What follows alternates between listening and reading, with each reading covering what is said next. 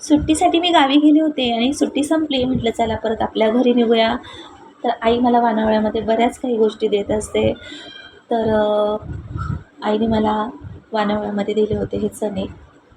तर मी ते भिजवण्यासाठी टाकले. जेव्हा टाकायला घेतले तर आईचा पटकन चेहरा डोळ्यासमोर आला आणि आईचं ते प्रेम आठवलं. कारण यायच्या आदल्या दिवशी आई सगळ्या गोष्टी मला पॅक करून ठेवते आणि आईची जी धडपड असते ती खूप अनमोल असते. ताईने दिलेली मला प्रत्येक गोष्ट खूप अनमोल आहे माझ्यासाठी. तर तिने दिलेले हे चणे मी निवडले आणि उकडायला पण टाकले. तर आई आहे तोपर्यंत ह्या सगळ्या गोष्टी मला मिळणार आहे अनुभवायला. आणि नंतर उकडून घेतले मी ते चणे.